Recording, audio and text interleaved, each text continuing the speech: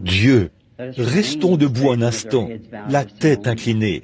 Père Céleste, nous te remercions pour chaque bonne chose que tu nous as donnée. Nous ne sommes dignes d'aucune de tes bénédictions.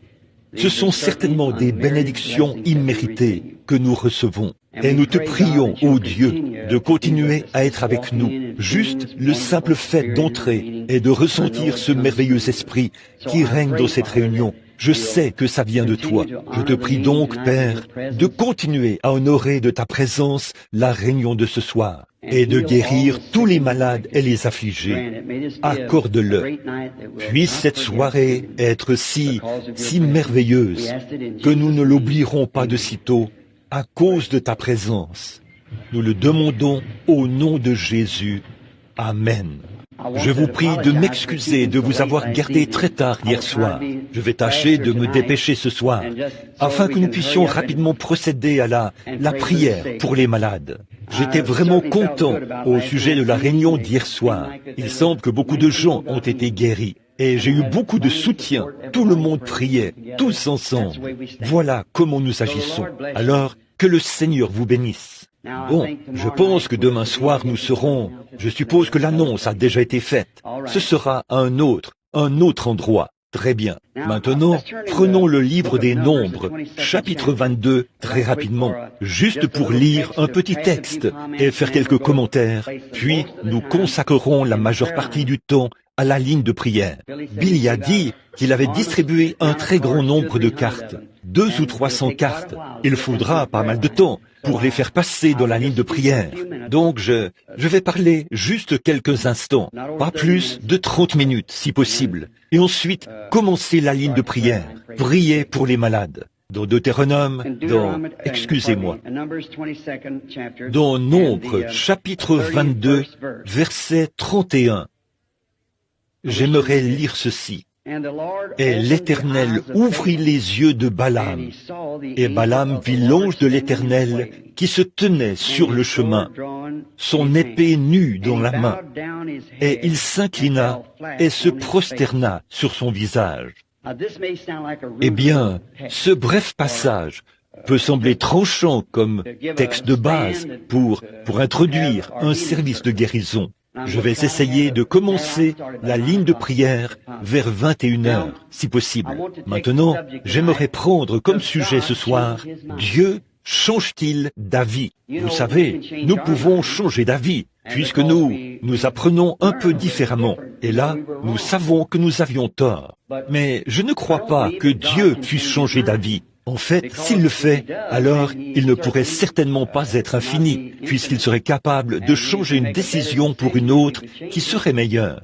Alors la foi que j'ai en lui, c'est qu'il ne change pas d'avis. En fait, si jamais Dieu prend une décision, il doit s'en tenir à cette décision. Voyez? Et chaque fois que le même problème surgit, il doit agir de la même manière qu'il l'a fait la première fois. Sinon, il s'était trompé la première fois. Voyez? Cela nous donne donc un point d'ancrage pour notre foi. Or, nous ne pouvons pas...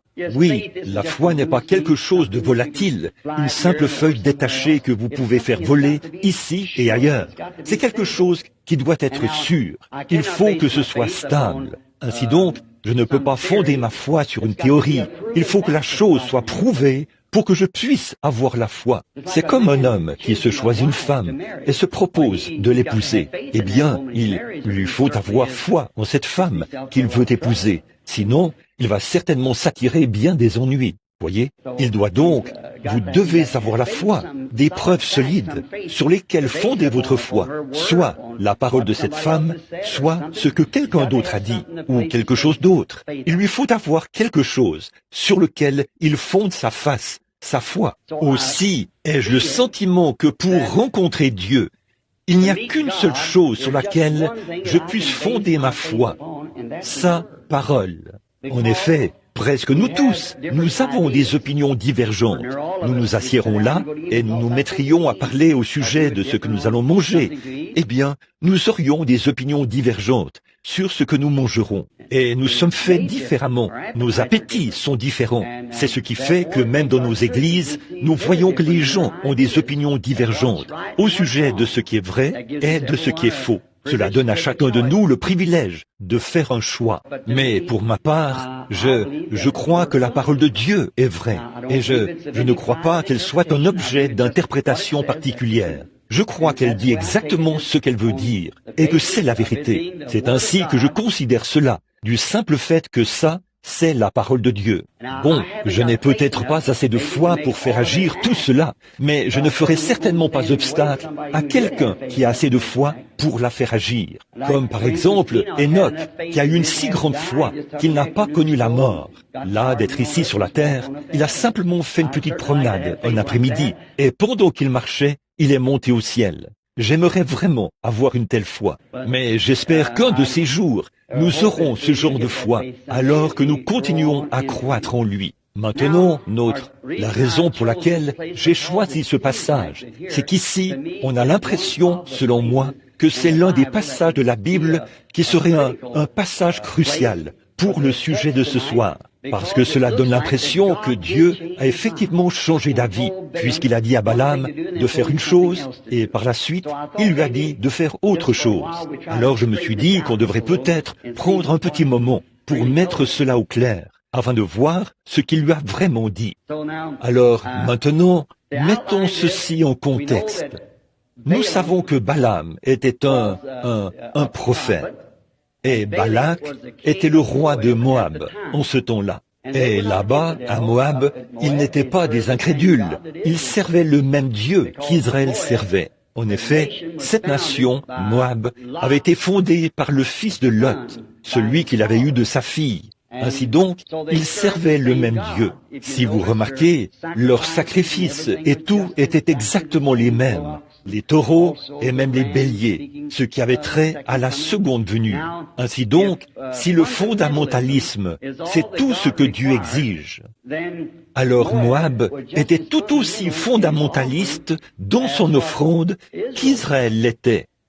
Mais nous voyons maintenant Israël qui avance sous la conduite de la parole de Dieu vers un pays qui leur avait été promis. Et ils arrivent, là c'est un type de la rencontre entre le naturel et le spirituel. Et lorsque le naturel et le spirituel se rencontrent, il y a toujours une collision, parce qu'ils se heurtent de plein fouet. Et pour ce qui est d'Israël, ici, je voudrais le présenter comme une église spirituelle, et Moab comme l'église naturelle, l'église tout court, ce que nous appelons l'église naturelle. Et nous sommes tous certains qu'il y a une église, et que de cette église sort une épouse. Nous savons que c'est la vérité. Et ici, elles ont eu un affrontement. Et nous remarquons que lorsqu'elles ont eu cet affrontement ici, quelque chose dont j'aimerais parler un instant s'est produit. Dès qu'elles ont eu cet affrontement et que l'une a vu ce que l'autre faisait, il y a eu une grande imitation. L'une a imité l'autre. Et c'est ainsi qu'aujourd'hui, nous constatons qu'il y a en fait trop d'imitations. Et quand on fait cela, on a toujours des ennuis. On ne peut pas vivre la vie d'une autre personne. Nous ne pouvons pas imiter quelque chose. Nous devons être exactement ce que nous sommes. On ne doit jamais essayer. Si cette personne-ci fait quelque chose, ne vous dites pas que comme il le fait, vous devez le faire aussi. Ne faites pas ça. Aux yeux de Dieu, vous êtes uniques. Nous ne devons pas chercher à nous imiter les uns les autres. Ainsi donc, Israël, en plein sur le chemin du devoir, vers un commandement, suivant un commandement de Dieu, marchant vers un pays promis, a eu un affrontement avec Moab, un autre groupe de croyants. Et j'espère que ceci ne sonnera pas trop mal. Mais la petite chose que j'aimerais relever ici, c'est que Moab, qui était déjà établi dans un pays, fonctionnait davantage comme une organisation. Il y avait des célébrités et des dignitaires au sein de son royaume. Mais Israël n'était qu'un peuple errant. Ils n'avaient pas une destination précise où aller. Ils erraient simplement selon que le Seigneur les conduisait. Eh bien, je crois que même Balaam, plus tard dans sa prophétie, il a dit, ce peuple ne serait pas du nombre des nations, il serait simplement dispersé. Et il en a toujours été ainsi. Et nous voyons qu'il y a eu un affrontement. Tout comme Caïn et Abel, ils se sont également retrouvés dans un affrontement. Or, ils étaient frères. Les deux étaient issus de la même mère, Ève. Et nous constatons qu'ils se sont rendus compte qu'ils étaient des mortels et qu'on les avait exclus de la vie, chassés du jardin de la vie. Et tous les deux cherchaient un moyen d'y retourner. Et si vous l'avez remarqué, les deux garçons étaient très religieux. Caïn était tout aussi religieux qu'Abel. Tous les deux avaient construit des autels, autrement dit, une église. Tous les deux avaient fait des sacrifices. Tous les deux avaient prié, et ils servaient Dieu tous les deux, mais l'un d'eux le servait mal. Eh bien, voyez-vous, vous pouvez être ce qu'il y a de plus sincère, et pourtant être dans l'erreur. Vous pouvez être dans l'erreur. Telle voie paraît droite à un homme, mais son issue, c'est la voie de la mort. Or, nous voyons donc que ceci s'est avéré dans le cas de Caïn et Abel. Et quand ils ont vu, Caïn a vu que le sacrifice d'Abel avait été agréé. Et je pourrais m'arrêter ici pour dire pourquoi Dieu avait-il agréé son sacrifice.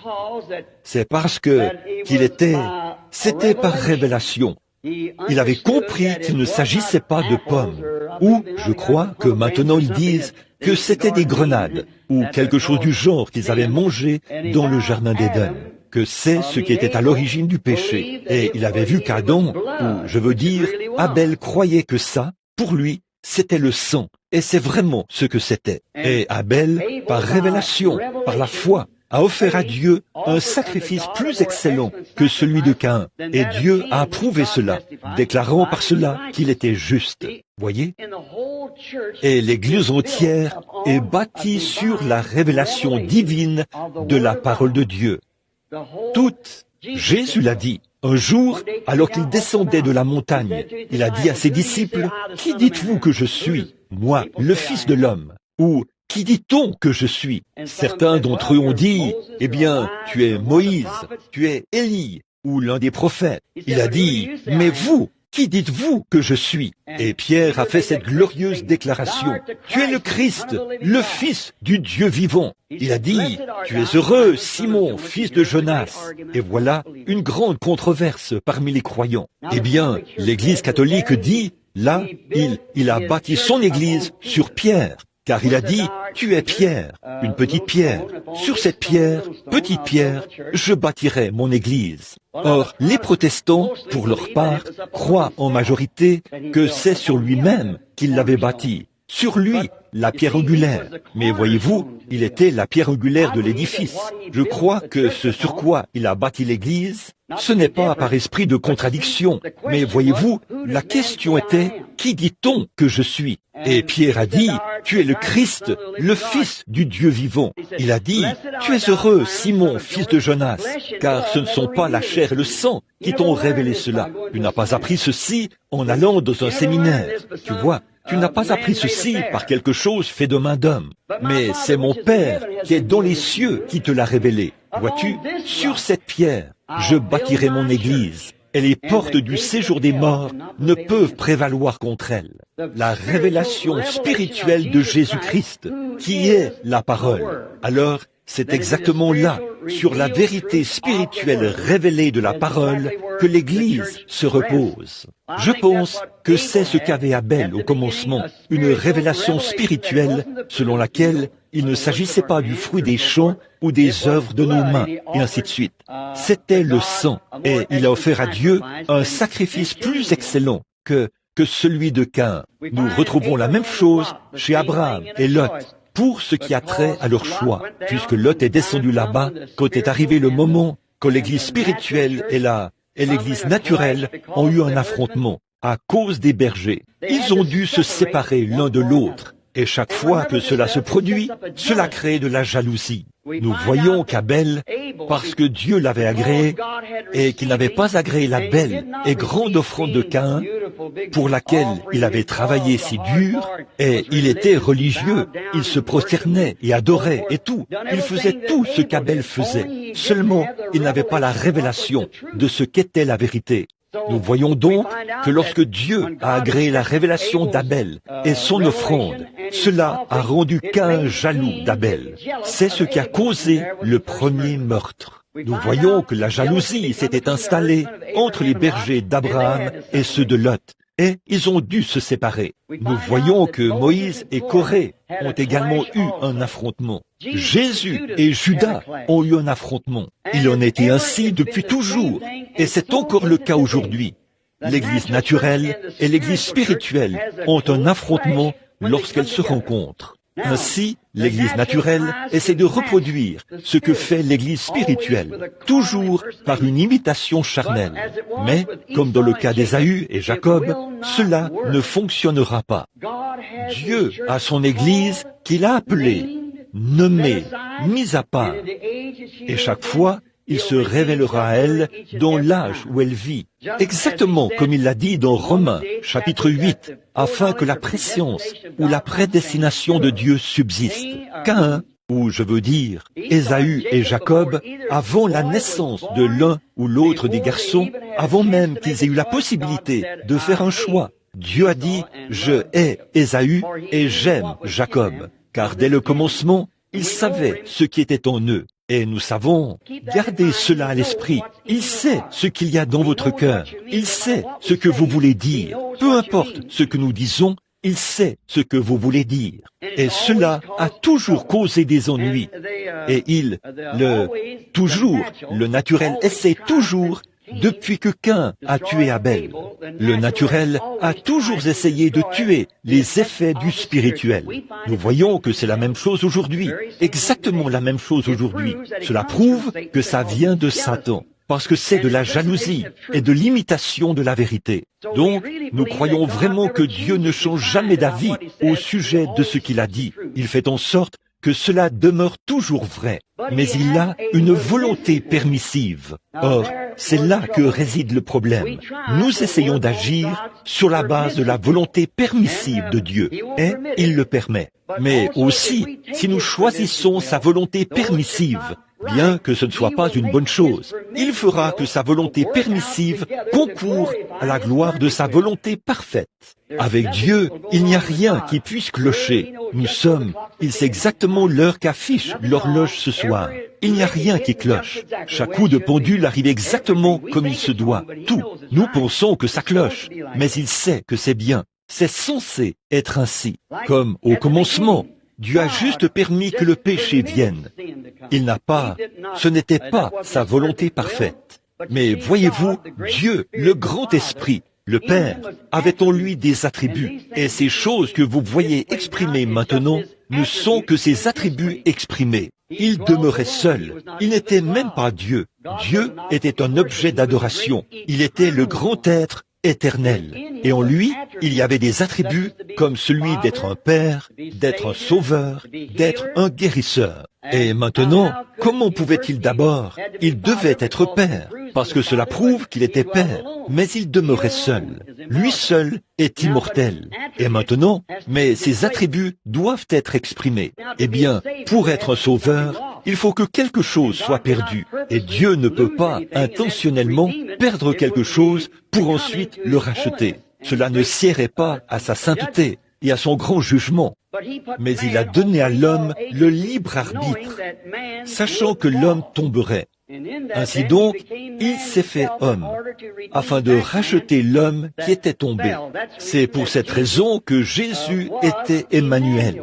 Si Dieu avait envoyé quelqu'un d'autre que lui-même, cela n'aurait pas été juste.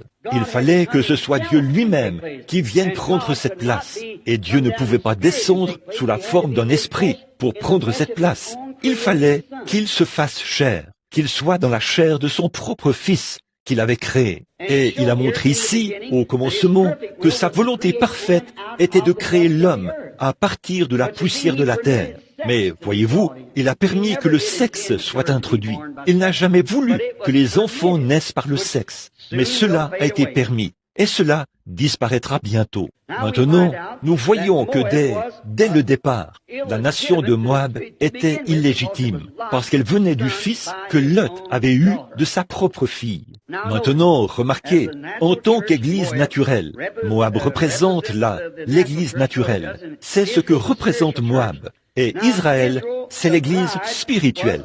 Donc Israël, l'épouse, était là représente ceux qui sont appelés à sortir. En soi, l'Église, le mot Église signifie ceux qui sont appelés à sortir, qui sortent, ceux qui sont sortis. Sortez du milieu d'elle, mon peuple. Séparez-vous, dit le Seigneur, et je vous prendrai avec moi. Ne touchez pas à leurs choses impures. L'Église de Dieu est appelée à sortir du monde, à sortir du chaos du monde. Vous n'êtes plus du monde. Comme j'essayais de vous le dire l'autre soir, en fait, quand vous savez que maintenant même, vous avez en vous le gage de votre rédemption éternelle, par le baptême du Saint-Esprit, cela vous a déjà vivifié. Vous êtes maintenant ressuscité avec lui, et nous sommes assis ensemble dans les lieux célestes en Jésus-Christ. Vous voyez, vous n'êtes plus du monde.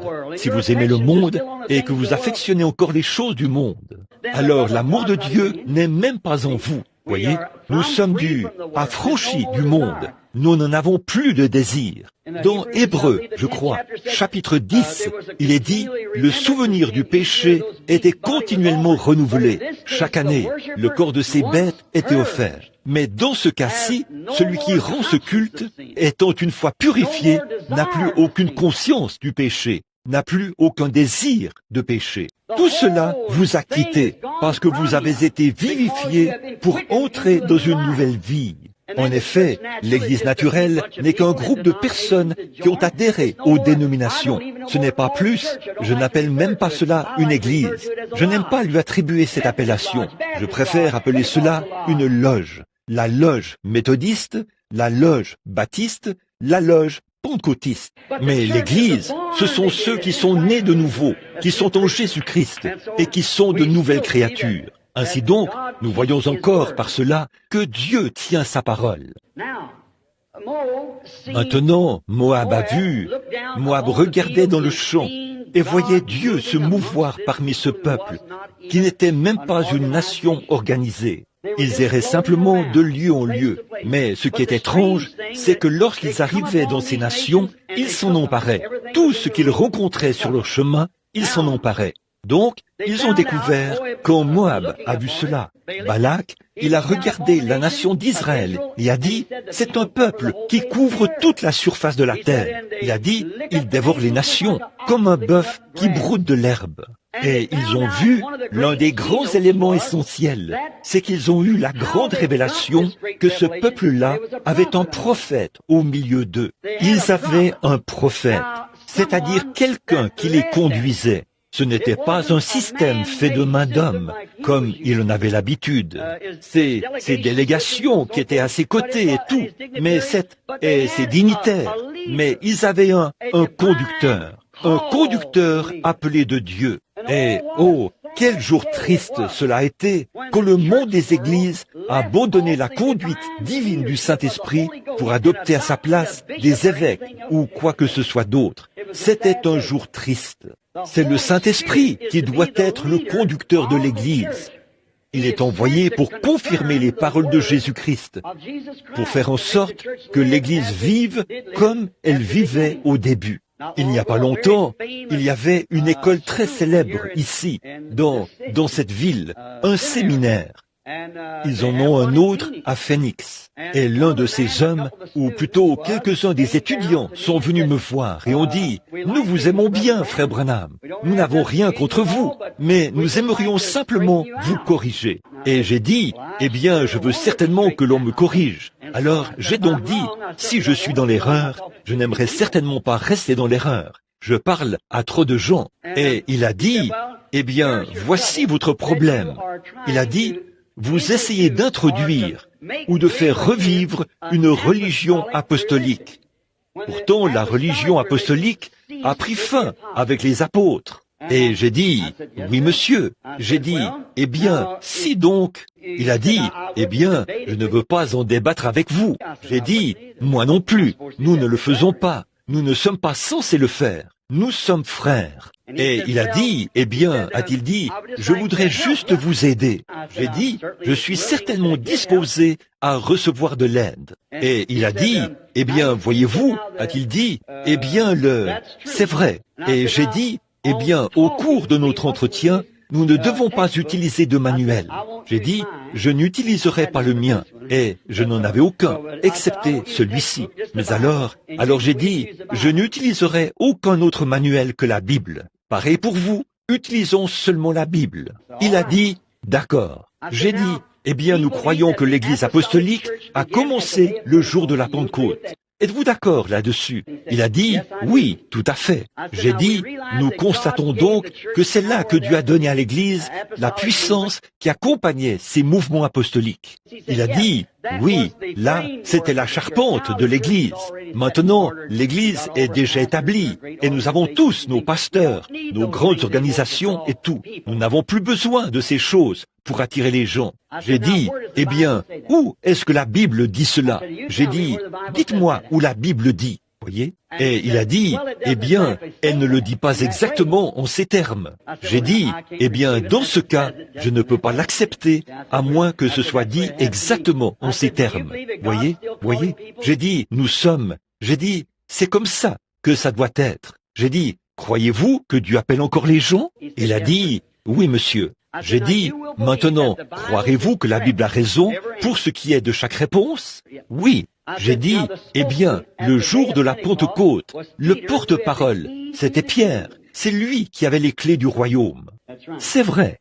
Et j'ai dit, donc, quelle qu'ait été sa décision? Jésus a dit, ce que tu liras sur la terre, je le lirai dans les cieux, et ce que tu délieras sur la terre, je le délierai dans les cieux. Il a dit, je le crois. J'ai dit, maintenant, dans Actes chapitre 2, verset 38, Pierre a dit à ceux qui étaient dans l'étonnement face à ces gens qui parlaient dans des langues inconnues, et ils lui ont demandé ce qu'ils pouvaient faire pour être sauvés. Et il leur a dit, repentez-vous, et que chacun de vous soit baptisé au nom de Jésus-Christ pour le pardon de vos péchés, et vous recevrez le don du Saint-Esprit, car la promesse est pour vous, pour vos enfants et pour tous ceux qui sont au loin, en aussi grand nombre que le Seigneur notre Dieu les appellera. Alors, si Dieu continue d'appeler, cette même promesse est pour eux. Eh bien, il est venu dans cette région-ci et s'est joint à l'un des groupes de Billy Graham qui était là pour prier au sujet d'une série de réunions.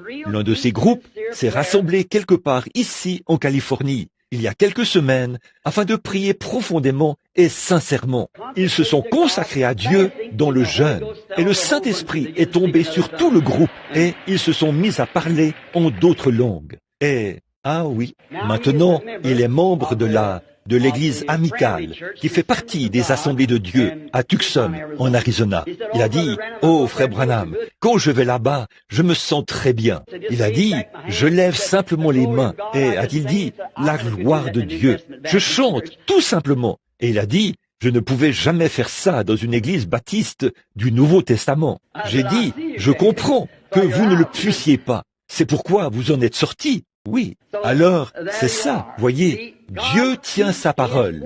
Ce qu'il dit, il va le faire. Dieu doit tenir sa parole. Maintenant, nous voyons ici cette imitation charnelle que Moab avait. Il a vu que ce prophète qui était au milieu d'Israël pouvait bénir, maudire, conduire et ainsi de suite. Alors, il a essayé de reproduire cela par la politique. Eh bien, c'est exactement ce qui se passe dans les églises aujourd'hui. Ils ont essayé de reproduire cela par une sorte de système.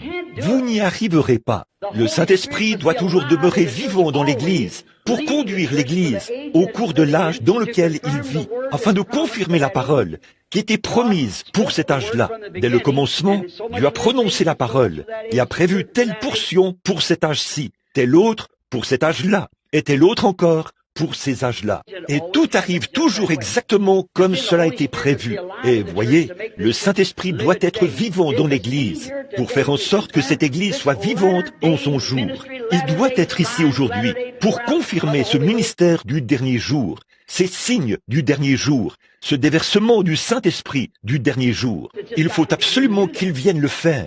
Et vous ne pouvez pas l'obtenir par les œuvres des systèmes. Dieu a un système.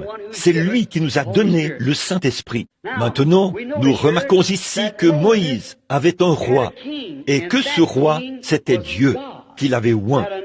Et Balaam était lui aussi sous l'autorité d'un roi, Balak. Et là, c'était davantage comme dans un système politique, voyez, chez Balak. Balaam, un prophète de Dieu, il allait consulter Balak pour obtenir ses renseignements. Moïse, c'est Dieu qu'il allait consulter pour obtenir ses renseignements. Voilà la différence. Pourtant, tous les deux étaient prophètes, puisqu'ils étaient tous les deux appelés de Dieu. Tous les deux avaient rencontré Dieu, tous les deux avaient parlé à Dieu, et tous les deux étaient remplis de l'Esprit. Bon, j'arrive là où je voulais en venir, voyez? Donc, tous les deux étaient des hommes remplis de l'Esprit. Eh bien, c'est vrai. La Bible dit, Dieu a rencontré Balaam et lui a parlé. Vous voyez? Ainsi, nous remarquons que tous les deux, étant des prophètes, des hommes de Dieu, chacun de ces prophètes se pliait aux ordres de son chef. Moïse se pliait aux ordres de Dieu et Balaam, là, se pliait aux ordres de Balak. Remarquez le type du spirituel et du naturel ici, et voyez combien c'était parfait.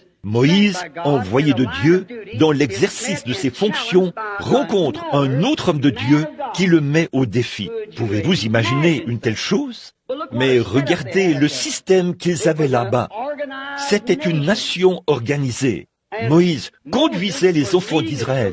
Il suivait exactement la direction que Dieu leur faisait prendre, sous la conduite d'une colonne de feu et un être surnaturel qui leur ouvrait le chemin. Et Moïse obtenait ses renseignements par le Logos, bien sûr, qui était sorti de Dieu, la colonne de feu, qui était l'ange de l'Alliance, qui était Christ, le oint. C'est par cela qu'il obtenait son message et il le donnait aux enfants d'Israël alors qu'ils cheminaient vers un pays promis. Mais cet homme-ci était bien établi et il avait son royaume, il avait ses églises, il avait tout arrangé de sorte que tout soit en ordre. Il a donc envoyé chercher cet homme pour qu'il vienne et qu'il maudisse ce peuple.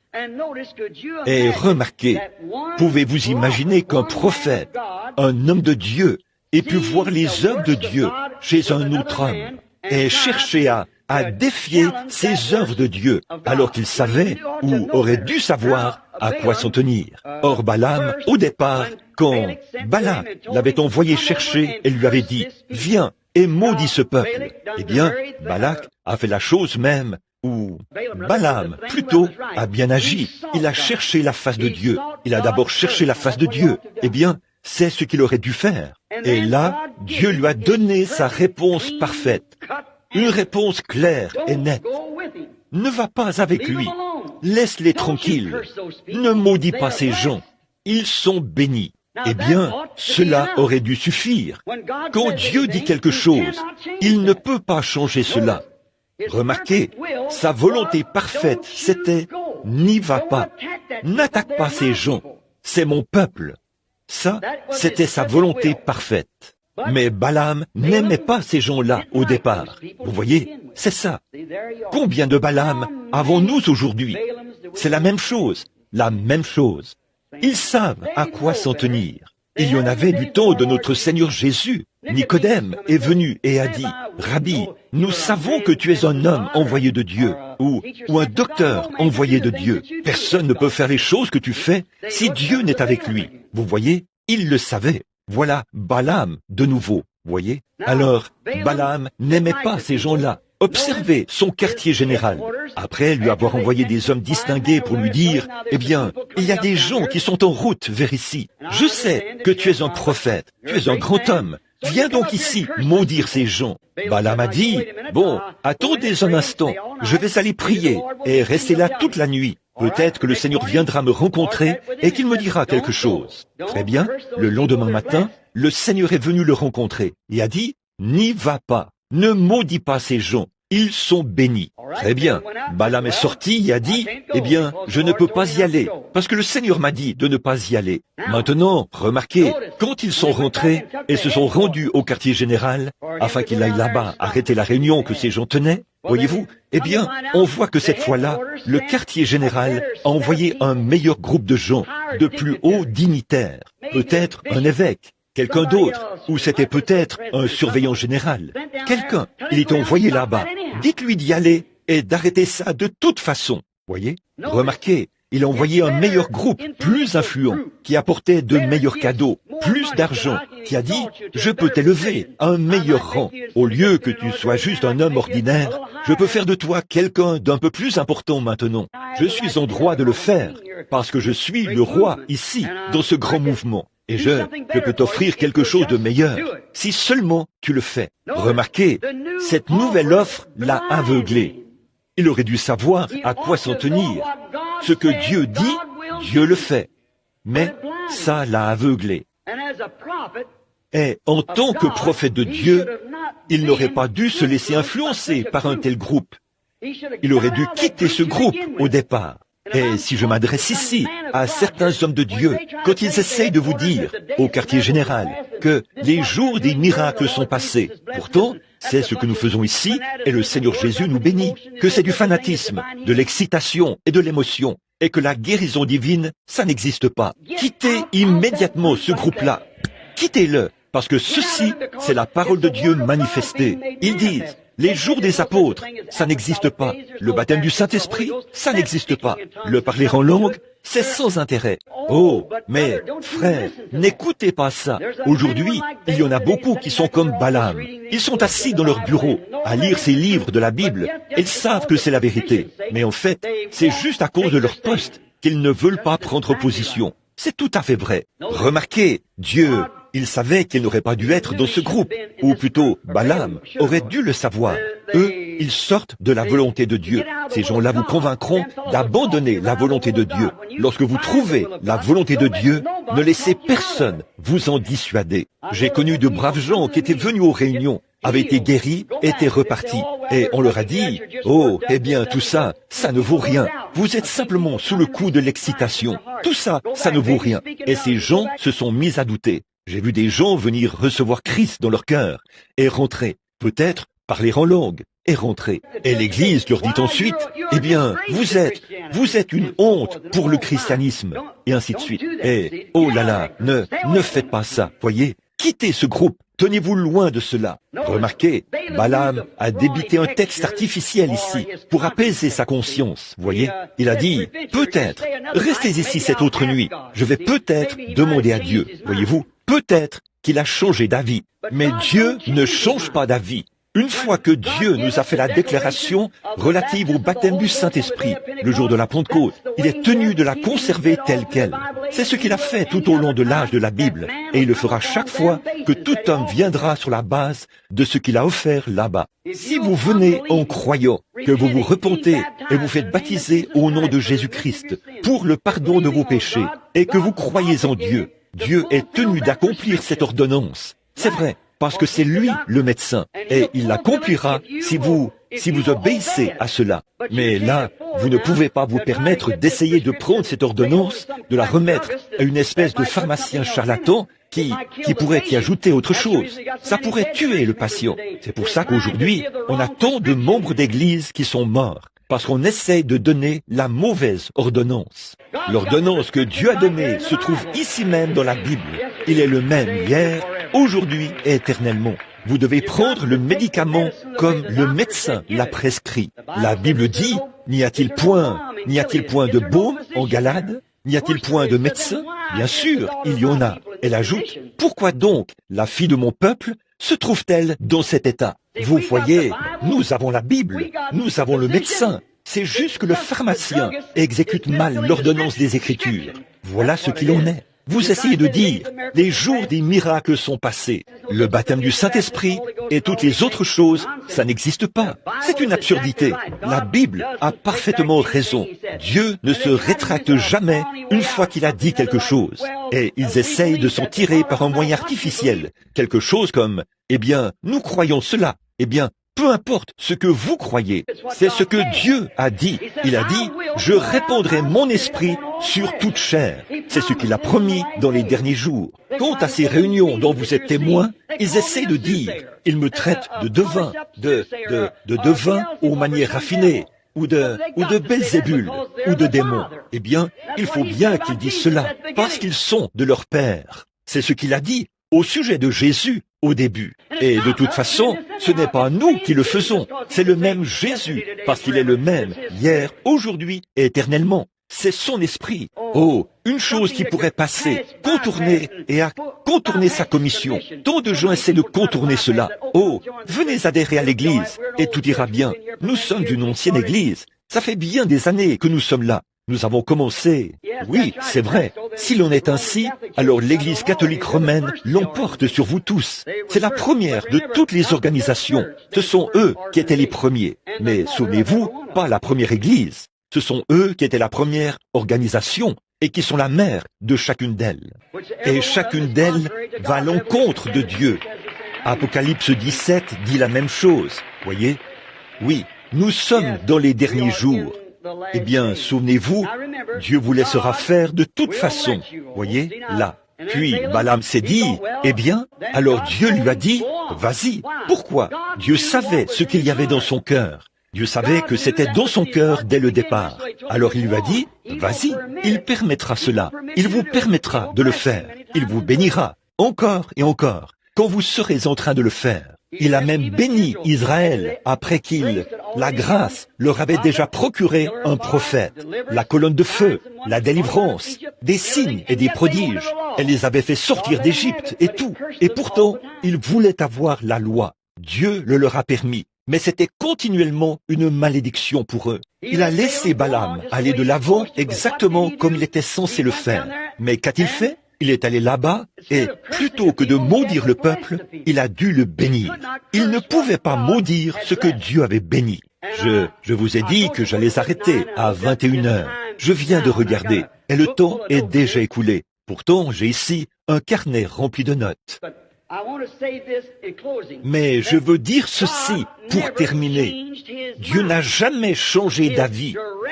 Sa volonté précise, c'était que Balaam n'y aille pas. Et quand Dieu fait une déclaration, elle doit toujours demeurer vraie.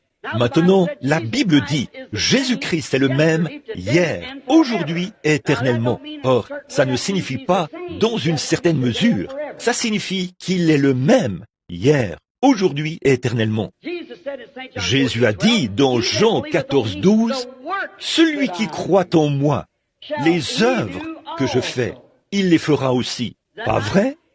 Il a promis dans Marc 16, « Voici les miracles qui accompagneront ceux qui auront cru. » Ils disent, « Eh bien ça, c'était juste pour les apôtres. » Il a dit, « Allez par tout le monde et prêchez la bonne nouvelle à toute la création. Voici les miracles qui les accompagneront par tout le monde et c'est pour toute la création. En mon nom, ils chasseront les démons. Ils parleront de nouvelles langues. S'ils saisissent des serpents ou boivent des breuvages mortels, ça ne leur fera point de mal. S'ils imposent les mains aux malades, les malades seront guéris. Eh bien, voilà les conditions qu'il requiert. Vous voyez, nous essayons de remplir des conditions. Nous essayons d'amener l'Église à remplir les conditions requises par ce que nous croyons être la parole de Dieu. Nous ne pouvons pas remplir les conditions requises par l'Église. Nous devons remplir les conditions requises par Dieu. Comme je l'ai toujours dit, c'est une grande époque d'imitation. Si vous peignez vos marches en rouge, vous verrez votre voisin peindre les siennes en rouge. Que certaines d'entre vous, les femmes, portent un certain type de chapeau à l'église. Vous verrez les autres femmes se procurer la même chose. Madame Jacqueline Kennedy avait cette coiffure hydrocéphale. Et regardez toutes les femmes. Elles portaient ces espèces de petits habits en toile de différentes couleurs ou des choses de ce genre. C'est scandaleux pour la femme d'être dans la rue portant ces vêtements aussi moulants. Regardez toutes les femmes faire la même chose. C'est de l'imitation. Et ça, c'est dans le monde. Les femmes de l'Église ont adopté cela. Et c'est une honte qu'elles le fassent. C'est mal pour elles de le faire. Et c'est déshonorant. Et quand on voit cela s'infiltrer au sein des pentecôtistes, c'est encore plus honteux. C'est vrai, mais voyez-vous, l'Église tolère cela et les laisse faire. Bon, peu nous importe, peu m'importe si mon veston est assorti à mon pantalon ou si ma cravate est assortie à mon veston. Ce que je veux, c'est que mon expérience s'accorde avec la Bible de Dieu et avec ses exigences. Et c'est ce que nous devons faire. En tant que pentecôtistes, notre expérience doit être comme était la leur, parce qu'il est le même Jésus, le même Saint-Esprit, la même puissance. Il vit aujourd'hui et il vit parmi nous. Cela me rappelle un peu le jour où sa mère était partie de Jérusalem, après être venue adorer avec Joseph, son père adoptif. Ils avaient fait 3 jours de marche, croyant qu'il était avec eux, et ils se sont aperçus qu'il n'était pas là. Et vous savez, j'aimerais comparer cela à aujourd'hui. Vous savez, l'Église a fait un voyage en 3 étapes. Luther, Wesley, la Pentecôte. Un voyage en 3 étapes. À chacun, Dieu a donné un message. À Luther, c'était la justification. Il s'y est accroché. Puis est venue la sanctification par Wesley et le baptême du Saint-Esprit chez ceux de la Pentecôte. Et je me demande si nous ne nous sommes pas embarqués dans une galère à un moment donné, quand nous nous sommes mis à construire de grandes choses et à faire des choses grandioses, comme ce que Balaam avait à l'esprit, de grandes organisations, là, l'une qui essaye de dépasser l'autre, et celle-ci qui veut en faire plus, en attribuant des médailles d'or et des étoiles pour l'école du dimanche, et qui pourra amener le plus de membres, et on accepte n'importe quoi dans l'Église. Je vous le dis, il y a une Église dans laquelle il n'y a pas d'hypocrite. C'est l'Église du Seigneur Jésus-Christ, qui est baptisée du Saint-Esprit. On n'y entre pas par la persuasion, on y naît. C'est le Saint-Esprit qui vous y amène. Ils se sont aperçus, les parents se sont aperçus qu'ils n'étaient pas parmi eux. Maintenant, en cette heure où cette grave crise a cours, nous savons que cette nation est ébranlée. Non seulement cette nation, mais le monde est ébranlé. C'est le temps de la fin. À ce que je sache, il n'y a absolument rien qui puisse encore se produire, si ce n'est l'enlèvement, la venue du Seigneur Jésus-Christ. Tout est fin prêt, et nous voyons ces rassemblements. Oh, retirez tout ce que vous pouvez lors de la convention qui vient. Retirez-en tout ce que vous pourrez qui vient de Dieu. Si vous n'avez pas le Saint-Esprit, prenez la résolution de ne pas partir d'ici avant de l'avoir reçu. C'est comme ça qu'il faut faire. Restez là, parce que ce pourrait être votre dernière occasion. Il pourrait ne plus y avoir de convention sur cette côte ouest. Elle pourrait bien être engloutie sous la mer d'ici là, avant qu'il puisse y en avoir une autre. Nous ne savons donc pas ce qui peut arriver. Ainsi nous attendons à ce que les jugements de Dieu s'abattent sur les nations. Maintenant, permettez-moi de dire ceci. Ils pensaient qu'il était avec eux, mais ils se sont aperçus, pendant la crise, qu'il n'était pas là. Vous voyez, il n'était pas avec eux. Maintenant, nous voyons qu'au moment où cette glorieuse chose a été suscitée, nous nous apercevons que quelque chose est absent de nos églises. Et cette chose, c'est la puissance de Christ.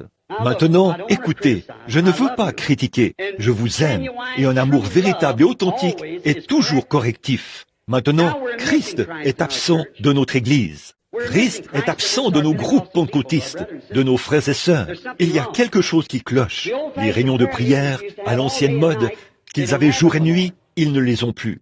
Nos femmes portaient les cheveux longs, elles ne le font plus. Autrefois, dans les tout débuts, il aurait été honteux pour les femmes de se maquiller ou d'utiliser du maquillage et d'agir comme ces femmes le font. Quelque chose a mal tourné. Il n'y a rien qui cloche chez Christ, voyez, mais quelque chose a mal tourné. Quelque chose cloche quelque part. Autrefois, la chair ne permettait pas de telles choses, mais elle le fait maintenant. Vous voyez, la crise est en cours et il nous manque quelque chose. Il nous manque la puissance que nous sommes censés avoir.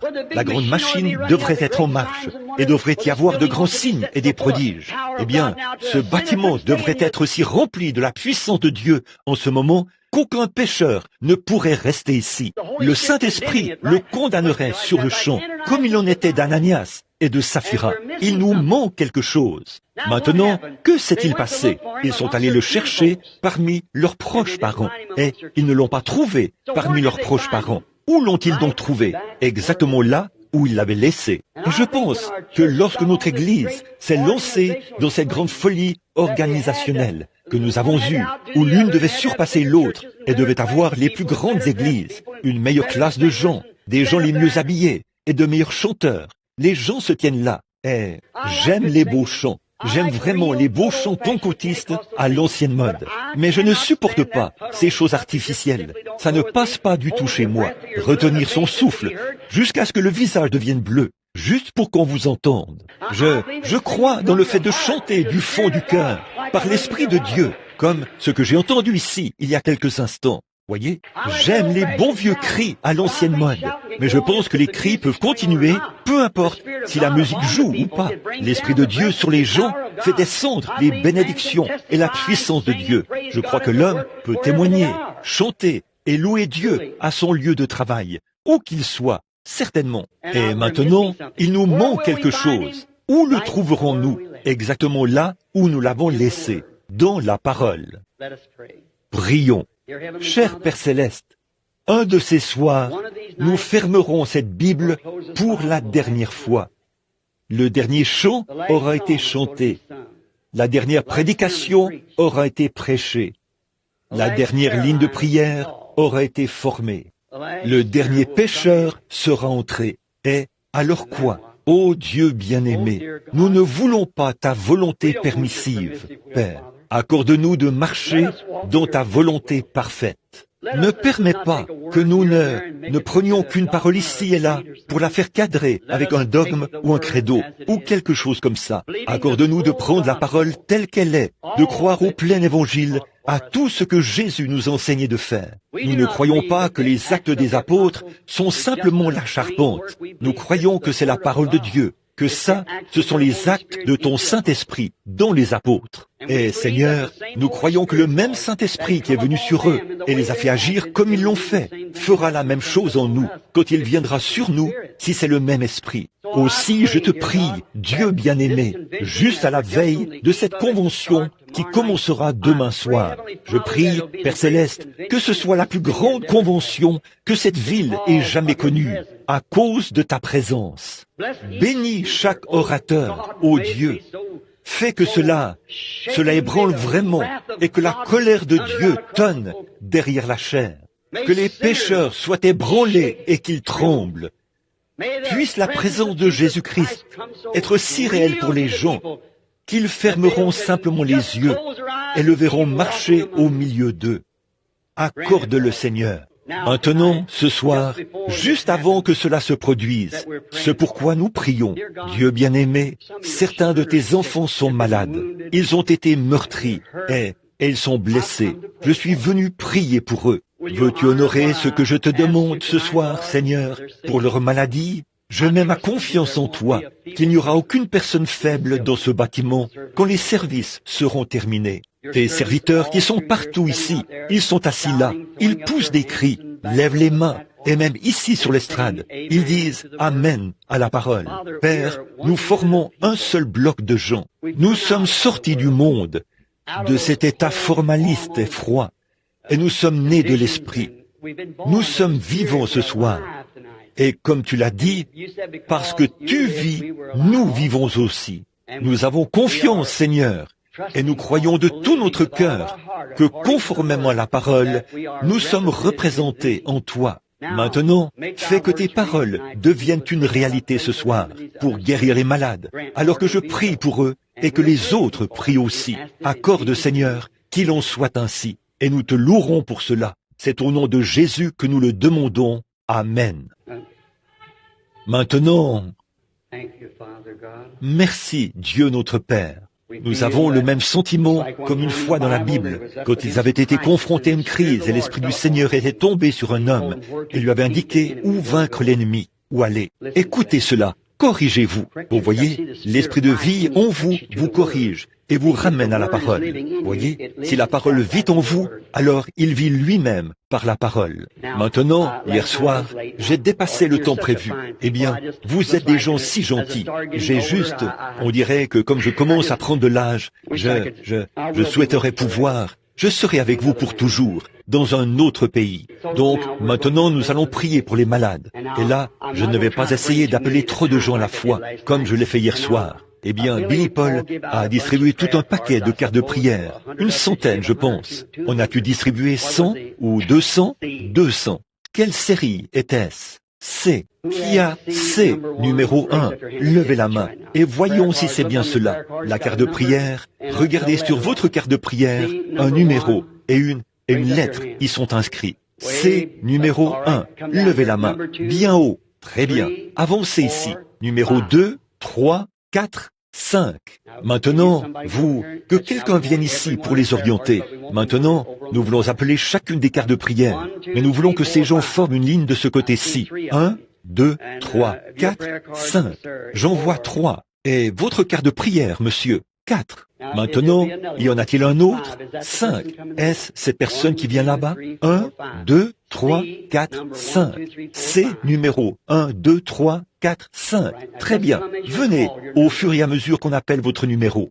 Donc, hier soir, j'ai vu des gens s'entasser là-bas. Nous ne voulons pas de ça. Ceci, c'est une église, vous savez, pas un stade. Donc on doit maintenir l'ordre. 1, 2, 3, 4, 5, 6, 7, 8, 9, 10. Maintenant, mettez-les en ligne au fur et à mesure. Maintenant, quart de prière 6, 7, 8, 9, 10. Que quelqu'un lève la main quand ils seront dans la ligne là-bas. Et nous allons prier pour eux. Combien vont croire avec moi maintenant que le Seigneur Jésus fera une œuvre glorieuse? Je ferai tout ce que je peux. Maintenant, 6, 7, 8, 9, 10, 11, 12, 13, 14, 15. Maintenant, faites le tour pour éviter de vous entasser. Vous savez, faites le tour. C'est pour cela qu'on vous attribue des numéros, pour vous maintenir en ordre. Vous savez, ainsi il n'y aura pas. Alors, quand on appellera votre numéro, eh bien, avancez-vous à ce moment-là. Très bien. Et maintenant, nous voulons... Eh bien, je veux que tout le monde soit très respectueux maintenant. Et là, nous prierons pendant environ jusqu'à ce que nous ayons prié pour tous ces gens. Nous ne savons pas ce que le Seigneur pourrait faire. Nous ne savons pas ce qu'il fera. Mais nous nous attendons à ce qu'il fasse des choses glorieuses. Maintenant, je crois, 15. Est-ce qu'ils sont tous là? Billy Paul, où es-tu? Très bien. 15, 16, 17, 18, 19, 20. Là, vous voyez, c'est déjà bondé de gens. Eh bien maintenant, il est probable qu'il faudra qu'un frère se tienne peut-être là, pour que, lorsqu'on arrivera au bout de la rangée, il appelle les prochains numéros, voyez-vous, de sorte que nous n'ayons pas tous à rester debout, à rester là très longtemps, alors que nous prions pour les malades. Très bien. Bon, nous allons, je veux vous parler pendant qu'il place ces gens de manière qu'ils ne soient pas tout entassés ensemble. Maintenant, que personne ne vienne avant qu'on ait appelé son numéro. Nous avons appelé jusqu'à 15, je crois, ou 20, quelque chose comme ça. Je dirais jusqu'à 20. Et ensuite, attendons. Ça fait déjà assez de monde dans la ligne pour le moment, quel que soit le nombre de gens qui sont là-bas. Et maintenant, combien de cartes y a-t-il? Levez la main. Combien n'ont pas de cartes? Levez la main. Maintenant, souvenez-vous, vous n'avez pas besoin d'avoir une carte de prière. Ça fait 2 soirs que nous sommes ici, et chaque soir, le Saint-Esprit allait guérir les gens dans l'auditoire, sans tenir compte des cartes de prière. Pas vrai? La carte de prière ne sert qu'à une chose, vous donner accès à la ligne. C'est vrai, mais si vous avez la foi, vous verrez le Saint-Esprit quitter cette estrade ici pour aller là, au sein de l'auditoire. Combien savent que c'est vrai? Eh bien, je crois fermement que s'il y avait une autre église que l'église pentecôtiste à laquelle je pourrais m'associer et croire comme eux, je serais avec elle. Si je pensais qu'il y avait quoi que ce soit de mieux. Et quand vous m'entendez dire quelque chose au sujet des organisations et des choses de ce genre, je ne suis pas contre les gens. C'est parce que, qu'en serait-il si vous voyez un homme que vous aimez dans un bateau qui se dirige vers une chute et que vous savez que ce bateau coulera avec lui? Diriez-vous, eh bien, je l'aime, mais il a ses propres manières de faire les choses. Non, je ne pourrais pas faire cela. Ça ne me ressemble pas. Je pousserais des cris. Je m'empresserai de l'attraper, de le secouer, de le tirer de là, ou quoi que ce soit d'autre, pour le sortir de là. Voyez? En fait, je sais que cela n'arriverait pas à franchir les chutes. C'est vrai, il faut que ça revienne à Christ. C'est sûr et certain. Il faut que ça revienne à Dieu. Bon, tous ceux qui sont ici ont déjà assisté à mes réunions, n'est-ce pas? Levez la main si vous avez déjà assisté aux réunions. Très bien. Il n'y a pas de... Y a-t-il des nouveaux venus qui n'ont jamais été à l'une de mes réunions auparavant? Levez la main. Eh bien, qu'est-ce que vous... Je n'ai jamais... Est-ce la première fois que vous assistez à l'une de mes réunions? Levez la main de nouveau. Eh bien, je vous dis, je ferais peut-être mieux de changer ceci. Eh bien, je ferais mieux de le faire. Eh bien, pour vous qui venez d'arriver, ça va me prendre juste un peu de temps. quelques minutes de plus. Permettez-moi de l'expliquer. Sinon, vous repartirez avec une fausse impression. Voyez, je crois en chaque chose que Dieu fait. Mais je crois que la Bible nous a promis que dans les derniers jours, il faudra de nouveau que l'Église soit dans les mêmes conditions où Jésus l'avait laissée au moment de quitter la terre. Vous voyez, il s'agit de l'épouse. Il lui faut revenir à cette condition-là. Maintenant, nous sommes passés par les grandes œuvres de Dieu, par la justification, la sanctification, le baptême du Saint-Esprit, la restauration des dons, mais en suivant la lignée d'Abraham. Bon, je suis sans instruction et je dois donc me servir de quelque chose, comme le faisait Jean-Baptiste. Lui aussi, il était sans instruction. Il est allé dans le désert quand il avait environ 9 ans. Et il n'a jamais eu d'instruction. Donc, il illustrait davantage ses prédications par les éléments de la nature. Race de serpent. Vous voyez, c'est la pire chose qu'il avait vue. Ce qu'il y avait de plus visqueux. Il a traité ses sacrificateurs de serpents. Il a dit, vous, race de serpents, qui vous a appris à fuir la colère à venir? Ne vous mettez pas à dire, nous avons ceci, et nous sommes membres de ceci. De ces pierres-ci, Dieu peut. C'est ce qu'il avait vu au bord du fleuve. Susciter des enfants à Abraham. Et aussi la cognée, c'est ce qu'il utilisait dans le désert, est mise à la racine de l'arbre. Et tout arbre qui ne produit pas de bons fruits sera coupé. C'est le genre qu'il faisait brûler et dont il se servait comme bois de chauffage. Voyez-vous? Mais les bons arbres, il prêchait ses prédications de cette manière-là. Donc, ceci dit, je veux le dire de cette manière. Nous sommes au temps de la fin, le temps de la moisson. Maintenant, au cours du voyage d'Abraham, tout le long, il a rencontré Dieu sous différentes formes et tout. Nous pourrions prendre cela et vous le démontrer. Nous sommes tout simplement la postérité d'Abraham, si nous sommes en Christ. En réalité, Isaac était son fils mineur. Il était son fils par le sexe. Mais du point de vue spirituel, Christ était la postérité d'Abraham, sa postérité royale, sa foi. Maintenant, nous voyons que sa postérité royale fait le même voyage, c'est-à-dire que l'épouse de Christ fait le même voyage qu'Abraham a fait. Et le dernier signe qu'Abraham a vu, avant la venue du Fils promis, c'est quand Dieu s'est manifesté dans un corps humain et que 2 anges sont descendus. Jésus, dans Luc chapitre 17, verset 30, a dit ce qui arriva du temps de Noé. Il a parlé du temps de Noé. Et il a dit ce qui arriva du temps de Sodome.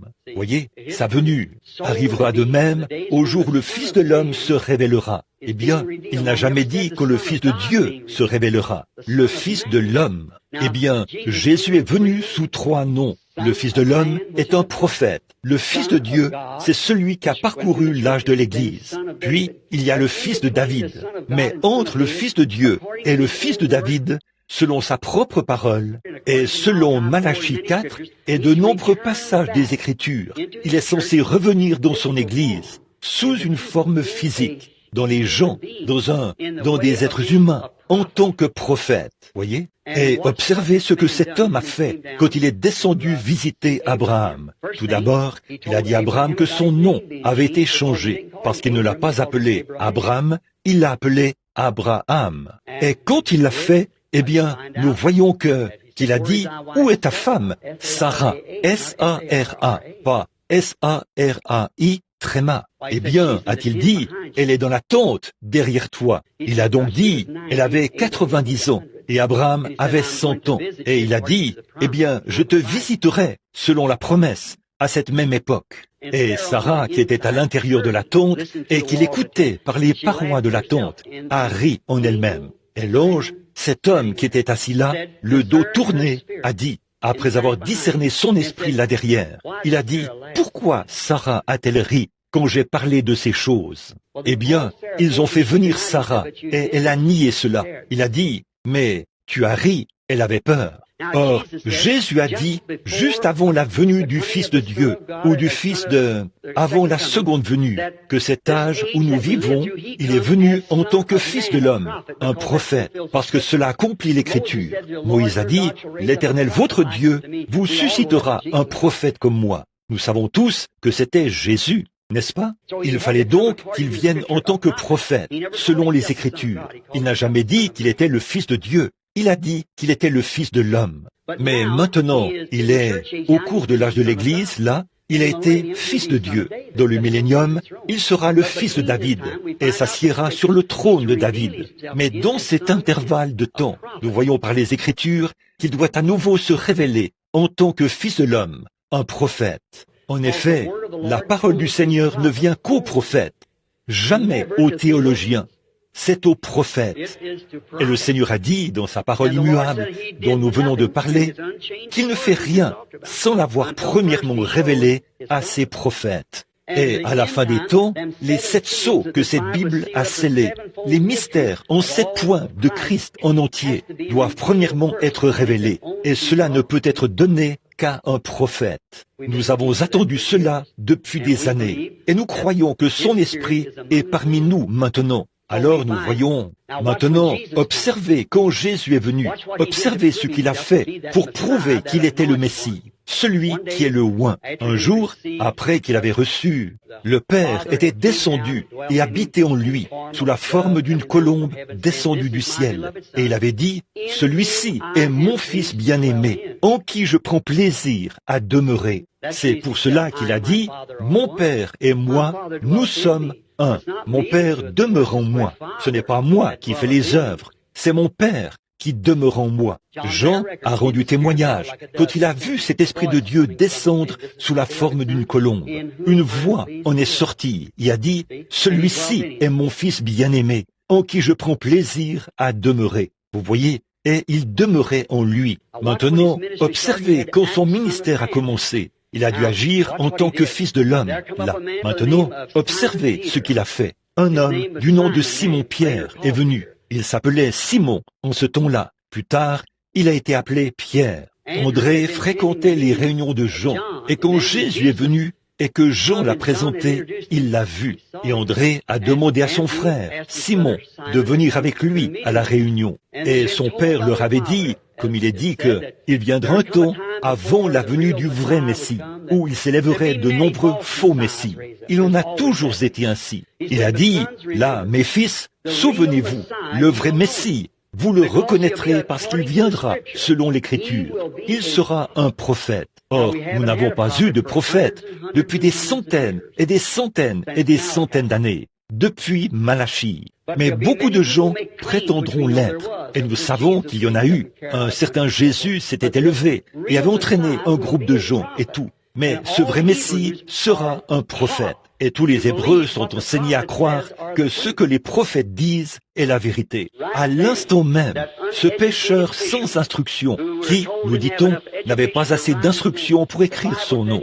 La Bible dit qu'il était à la fois ignorant et sans instruction. Il a reconnu que c'était le Fils de Dieu. Il a reconnu que c'était le Messie, parce qu'il y avait là un prophète. Il y avait là devant lui celui qui lui avait dit quel était son nom et même le nom de son père. Alors il a su que ce devait être un prophète, parce que cet homme ne le connaissait pas, et les clés du royaume lui ont été données. Et nous voyons qu'il y en avait là qui écoutaient cela. Et l'un d'entre eux s'appelait Philippe, qui faisait des études bibliques avec un ami du nom de Nathanaël, et qui attendait le Messie. Il a donc parcouru la montagne, d'une distance d'environ une journée de marche. Et il est revenu. Et là-bas, il a trouvé ce Nathanaël, en train de prier sous un figuier. Et il a dit, « Viens et vois celui que nous avons trouvé, Jésus de Nazareth, le fils de Joseph. » Donc, Nathanaël étant, ou Philippe, ou Nathanaël plutôt, étant un homme bien, il a dit, « Là, peut-il venir de Nazareth quelque chose de bon ?» Il a dit, « Eh bien, a-t-il dit, viens et vois tout simplement. » Là, c'est un bon conseil. Venez voir vous-même. Ne restez pas à la maison à critiquer. Venez voir. Sondez les Écritures, parce que vous pensez avoir en elles la vie éternelle. Jésus a dit, ce sont elles qui rendent témoignage de moi. Ainsi, en route, ils ont sans doute eu une petite conversation. Il lui a parlé et a dit, tu te souviens de ce vieux pêcheur qui ne pouvait pas signer la facture des poissons que tu avais achetés ce jour-là? Il lui a dit, tu sais, son père était là, à l'église. Il s'appelait Jonas. Te souviens-tu? Alors, il il lui a dit qui il était. Oh, il faudra que je voie ça. Alors, quand il est arrivé, peut-être qu'il était dans la ligne de prière. Où était Jésus? Je ne sais pas. Il s'est avancé dans la présence de Jésus. Jésus l'a regardé et a dit, « Voici un Israélite dans lequel il n'y a point de fraude. » Bon, tout d'abord, vous vous demandez, comment a-t-il su qu'il était un Israélite? Eh bien, par son habillement? Non, non. Tous les orientaux portent des turbans. Ils s'habillent de la même façon. Il a dit, un Israélite. Et il a dit, il n'y a en lui point de fraude. S'il avait été un escroc ou autre chose, il aurait été exposé. Il a dit, dans lequel il n'y a point de fraude. Ainsi donc, cela a en quelque sorte secoué Nathanaël. Alors il a dit, Rabbi, d'où me connais-tu? Eh bien, je ne comprends pas. D'où me connais-tu? Je ne t'ai jamais rencontré. Je viens d'être amené ici par Philippe. Comment as-tu su cela? Il a dit, avant que tu sois sous le figuier, pendant que tu étais là à prier, je t'ai vu. Oui, voyez? Il a dit, Rabbi, tu es le Fils de Dieu. Tu es le roi d'Israël. Jésus a dit, parce que je t'ai dit ceci, tu as cru? Alors, tu verras de plus grandes choses que celles-ci. Bon, il y en avait qui étaient là. Eh bien, laissez-moi vous donner un petit avertissement. Il y en avait qui étaient là, des rabbins et des sacrificateurs. Et ils disaient, c'est par Belzébul que cet homme fait cela. Et Jésus s'est retourné et a dit, je vous pardonne pour cela, car l'expiation n'avait pas encore été faite. Mais un jour, le Saint-Esprit viendra faire la même chose, a-t-il dit, et de prononcer un seul mot contre cela, ça ne vous sera jamais pardonné, ni dans ce siècle, ni dans le siècle à venir. Bon, quant à la femme au puits, aux Samaritains, or, il y a 3 races de gens sur la terre, que nous soyons noirs, bruns, jaunes, ou que sais-je encore, nous sommes issus d'un même sang. Et il y a 3 races. Elles sont issues des postérités de Cam, Sem et Japhet. Il s'agit des Juifs, des gens des nations et des Samaritains, lesquels sont moitié Juifs et moitié des nations. Bon, nous, les gens des nations, les anglo-saxons, nous étions des païens qui adoraient des idoles. Nous n'attendions pas de Messie. Ainsi, lorsque Jésus s'est manifesté en tant que Fils de l'homme, maintenant, écoutez bien, je vais terminer. Quand Jésus est venu, il était tenu de représenter ce que le prophète avait annoncé qu'il serait. Ainsi, là-bas, devant Israël, il s'est représenté lui-même, et devant Pierre et Nathanaël, et tout cela en tant que Fils de l'homme. Maintenant, il lui fallait passer par la Samarie. Il est alors allé en Samarie, et là, il a vu une femme au puits. Nous connaissons l'histoire. Et alors ils ont parlé ensemble. Elle était venue puiser de l'eau. Il a dit, donne-moi à boire. Et elle a dit, eh bien, il y a de la ségrégation ici. Ces choses ne nous sont pas permises. Je suis une femme de Samarie, et tu es juif. Nous n'avons pas. Il a dit, mais si tu savais à qui tu parles, tu me demanderais à boire. Elle a dit, eh bien, le puits est profond. Avec quoi vas-tu puiser? Et la conversation s'est poursuivie jusqu'à ce qu'il contacte son esprit. Et quand il a contacté son esprit, il a su ce qui n'allait pas chez elle. Combien le savent? Maintenant, combien d'entre vous, les nouveaux venus, savent que c'est la vérité? Certainement, c'était la vérité. Et qu'a-t-il dit? Va chercher ton mari et viens ici. Elle a dit, je n'ai point de mari. Et il a dit, tu as eu raison de dire cela, car tu as eu 5 maris, et celui avec qui tu vis maintenant n'est pas ton mari. Elle s'est retournée. Eh bien, elle n'était pas comme ces sacrificateurs qui ont dit, il a un démon, c'est un diseur de bonne aventure, ou quelque chose de ce genre. Elle s'est retournée et a dit, Seigneur, je vois que tu es un prophète. Eh bien, nous n'en avons pas eu depuis 400 ans. L'Église n'a pas été habituée à ce genre de choses. Mais nous voyons, je vois que tu es un prophète. Bon, je sais que nous attendons le Messie, et quand le Messie viendra, c'est ce qu'il fera. Or, la Bible dit, il est le même hier, aujourd'hui et éternellement. Si en ce temps-là, ça, c'était le signe oint du Messie pour les Samaritains et pour les Juifs. Or, cela n'a jamais été fait devant les gens des nations. Il n'existe aucun endroit dans la Bible où Jésus l'a fait devant les gens des nations. Ils avaient passé 4000 ans à attendre un Messie. Nous avons passé 2000 ans à attendre le Messie, en ayant aussi leur formation comme exemple. Maintenant, si c'était ça, son identification, juste avant la fin de leur jour, ce doit être aussi notre identification, parce qu'il a promis que le Fils de l'homme se révélerait de nouveau au jour où le monde redeviendrait comme Sodome. Et tout le monde sait que nous y sommes. Voyez? Maintenant, je crois que Jésus-Christ tient chaque parole.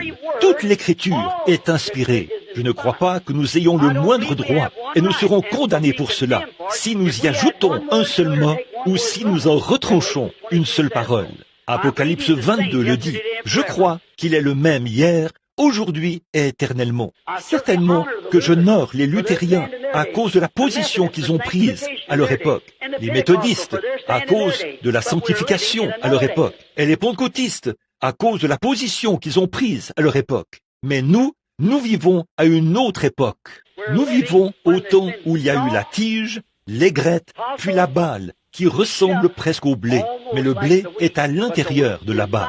La balle n'a fait que porter le blé et empêcher le soleil ardent de le brûler. Et à présent, la dénomination s'écarte du blé, afin qu'il puisse se reposer dans la présence du Fils pour mûrir. Donc nous sommes dans plus aucune organisation ne s'élèvera. C'est la fin de cela. Nous avons remarqué que dès lors qu'un message commence, les gens en font une organisation. Au bout de 3 ans environ. Ceci, ça fait à peu près 20 ans que ça dure, et il n'y a pas d'organisation. C'est impossible. Nous sommes au temps du blé, le temps de la moisson. Je peux entendre la grande moissonneuse arriver.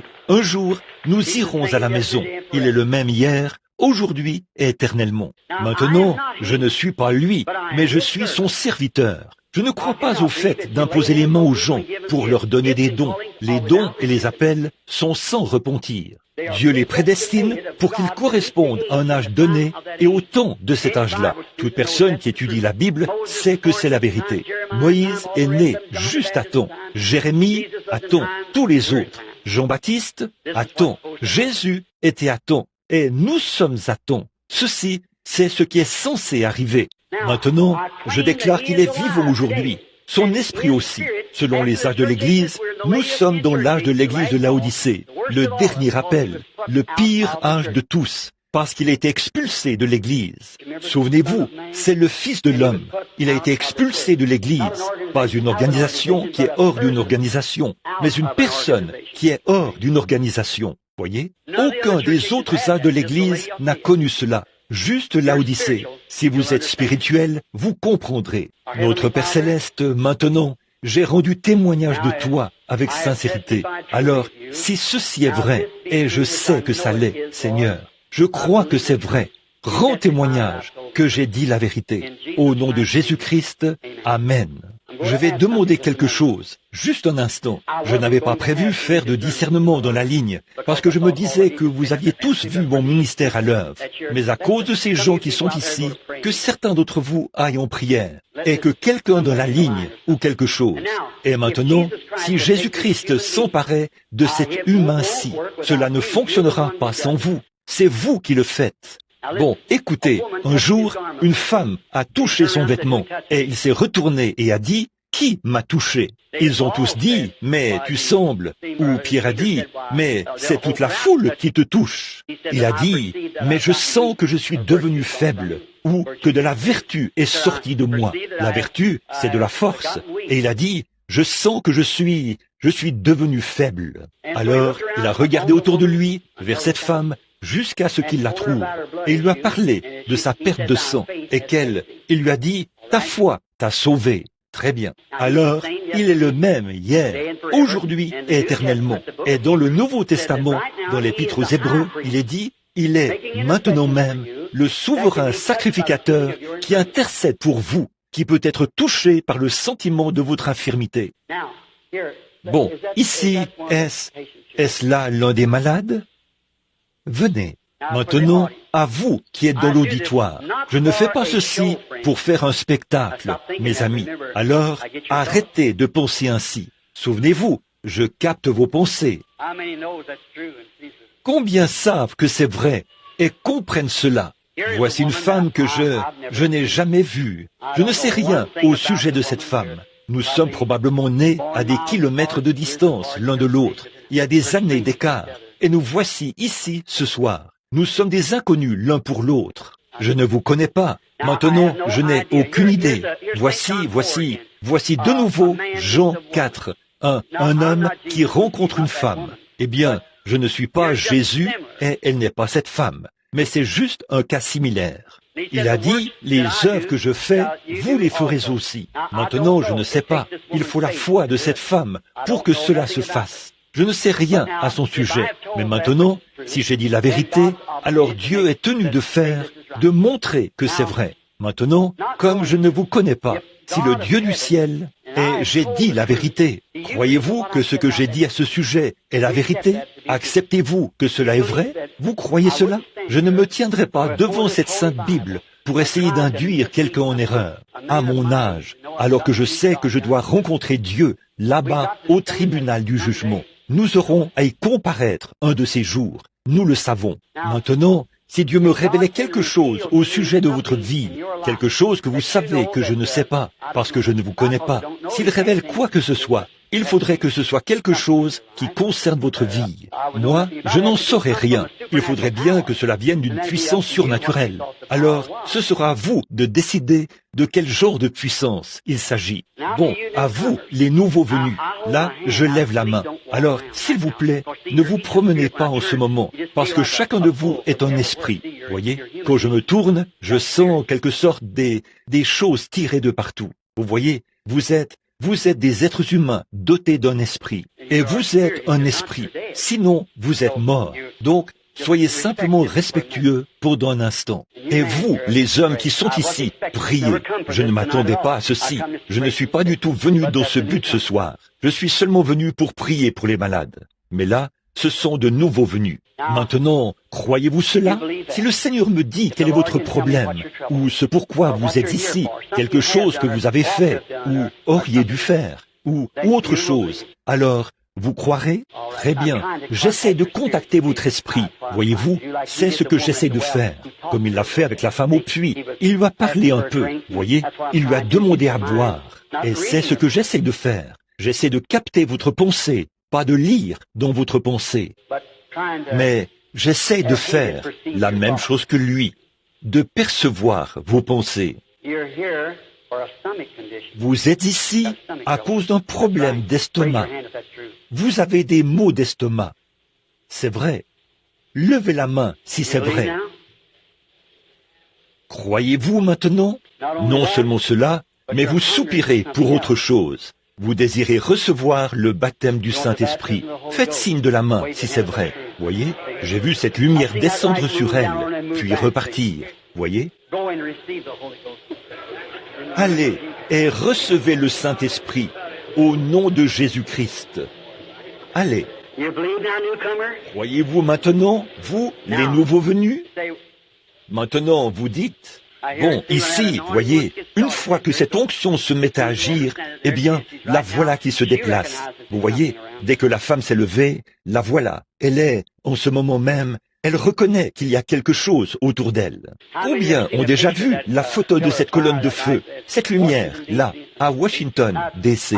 Voyez, maintenant je souhaiterais, on dirait que c'est dans une autre dimension. Là, je suis en train de la regarder. La voilà, suspendue juste là, près de cette femme. Je suis en train de la regarder. Maintenant, cette femme, je lui suis totalement inconnu. Je ne la connais pas, et je doute beaucoup qu'elle me connaisse en dehors du cadre des réunions. C'est tout. Mais si Dieu peut me dire quelque chose à votre sujet, ou quelque chose comme ce qui s'est passé il y a un instant, croirez-vous que je suis son prophète, son serviteur? Vous croirez cela de tout votre cœur? Eh bien, puisse-t-il l'accorder? Vous êtes sur le point de subir une opération, et cette opération concerne votre main. Il n'y a rien d'apparent dessus, mais c'est un problème de nerf qui affecte votre main. Cela a été causé par un accident, et vous êtes censé subir une opération. Si vous croyez, vous n'aurez pas à subir cette opération, si vous croyez de tout votre cœur. Amen. Croyez-vous que je suis son prophète? Ayez simplement la foi maintenant. Ne doutez pas. Croyez simplement. Maintenant, là, laissez venir cette autre femme, parce qu'elle est dans un état critique. Voyez-vous cette ombre noire? Combien ont déjà vu la photo qui a été prise de l'ombre noire de la mort? Elle est suspendue au-dessus de cette femme en ce moment. Si Dieu ne l'aide pas, elle ne peut pas vivre. Elle a une tumeur. Et la tumeur est au cerveau. Oui, oui, oui. Dieu bien-aimé, si ta présence est si proche maintenant, toi qui connais toutes ces choses, je te prie, Dieu bien-aimé, de guérir notre sœur. Permets qu'elle vive, Père, pour ta gloire.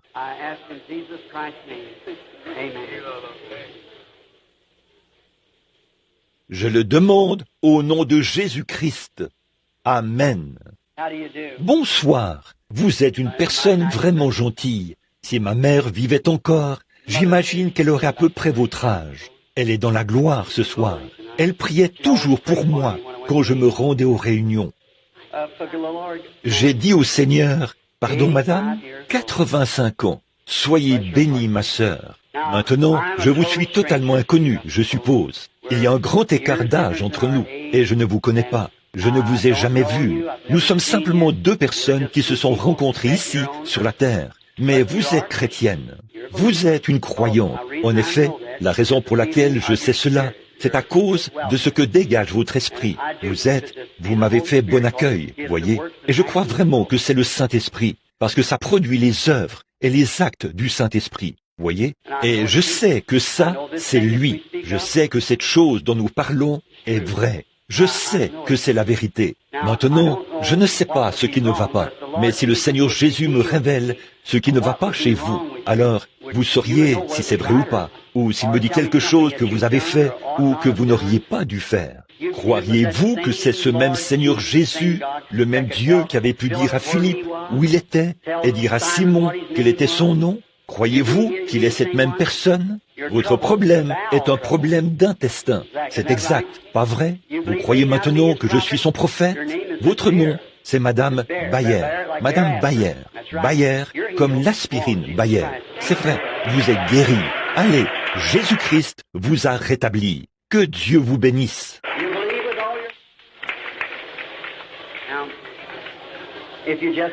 Croyez-vous de tout votre...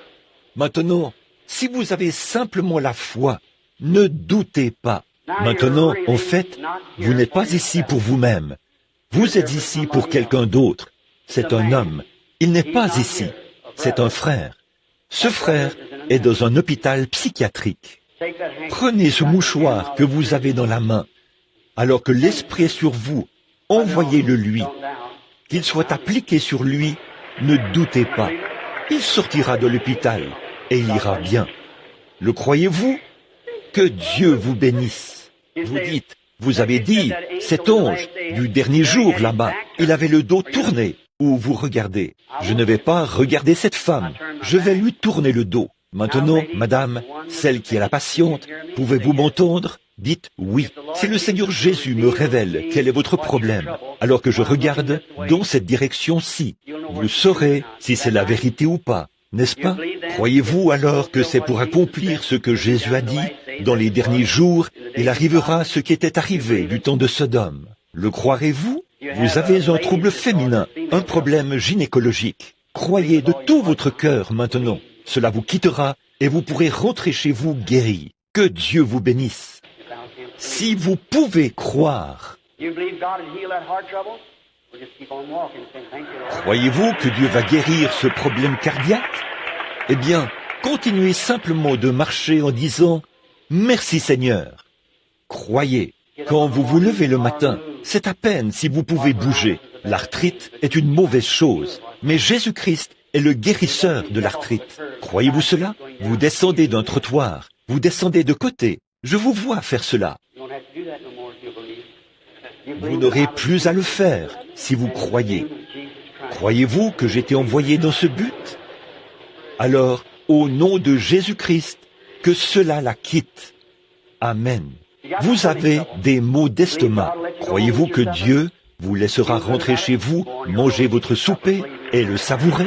Allez de l'avant, mangez votre souper, croyez, et vous vous sentirez bien. Une faiblesse vous envahit, c'est vrai, parce que votre cœur est malade. C'est vrai. Vous ne l'avez plus maintenant. Allez et croyez-le. Qu'en serait-il si je ne vous disais pas un mot et que je vous imposais simplement les mains? Me croirez-vous aussi? Croirez-vous que vous guérirez? Venez ici. Cher Père Céleste, je te prie de guérir cette femme et de la rétablir par le nom de Jésus-Christ. Amen. Combien de personnes ici croient? Combien d'entre vous, les nouveaux venus, vous tous? Pensez-y, je n'arrive pratiquement plus à voir les gens qui s'avancent. Souvenez-vous, une seule vision a affaibli le Seigneur Jésus. Combien le savent? Une femme l'avait touché. Daniel a vu une vision et a eu l'esprit troublé, la tête, pendant plusieurs jours. Combien le savent? Voyez? Très bien.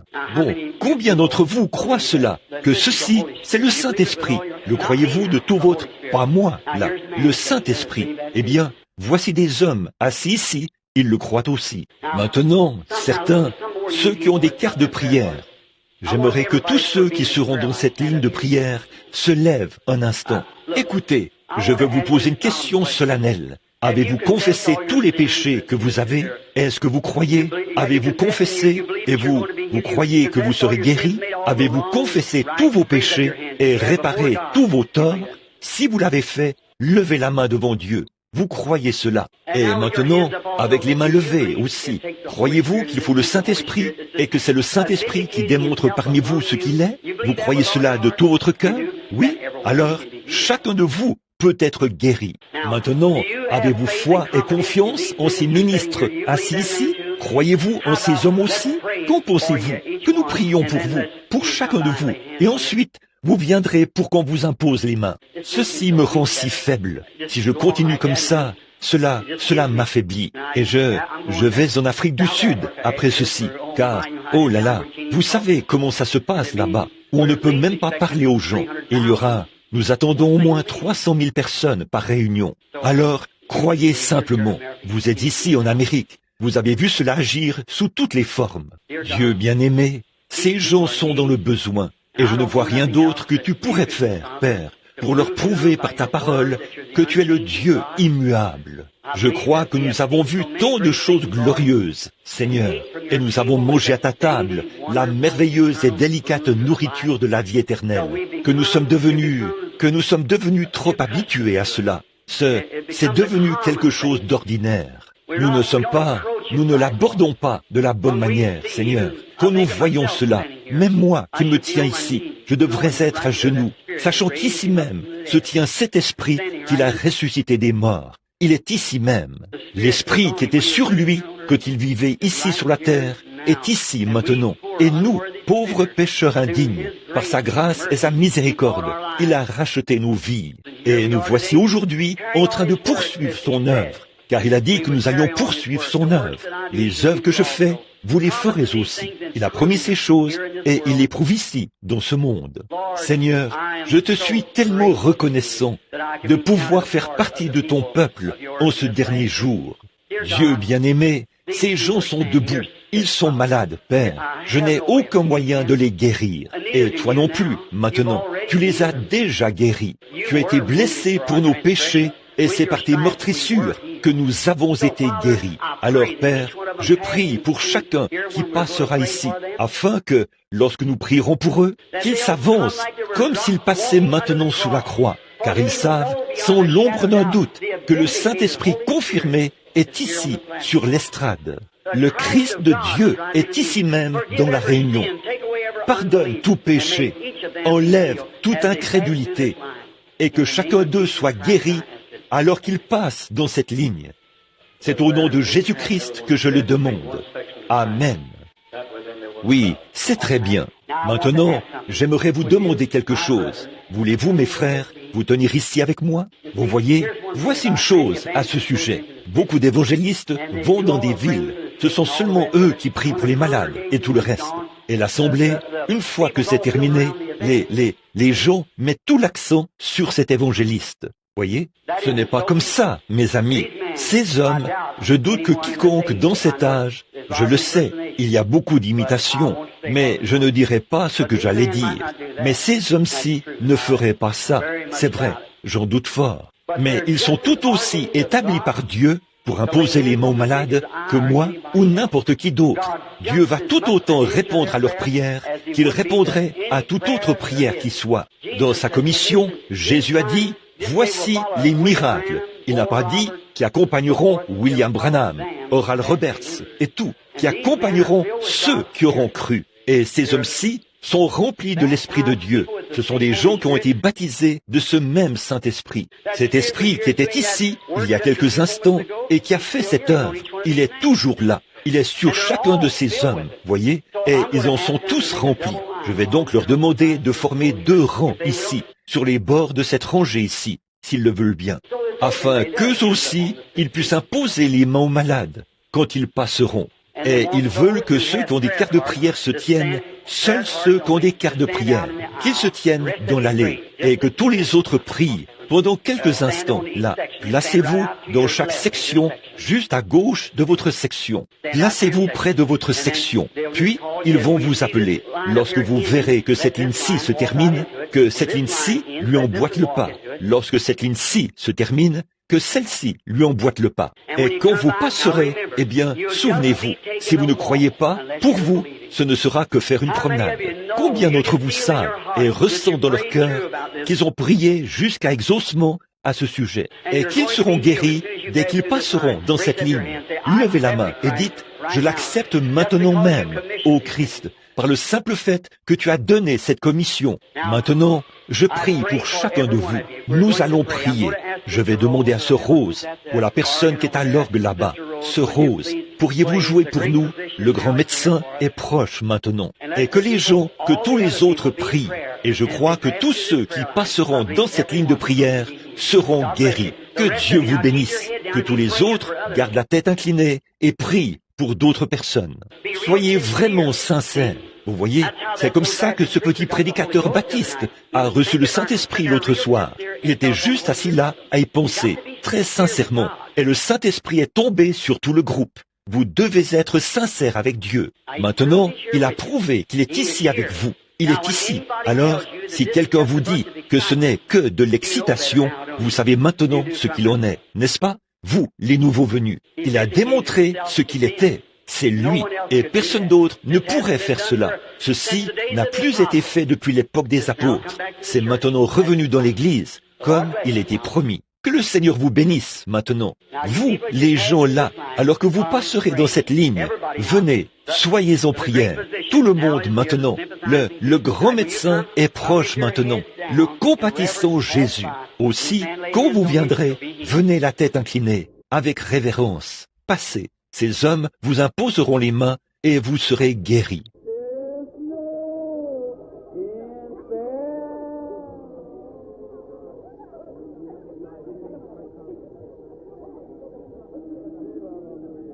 C'est très bien. Demain soir, chose, mais juste le simple fait d'obéir à ce que Dieu a dit de faire.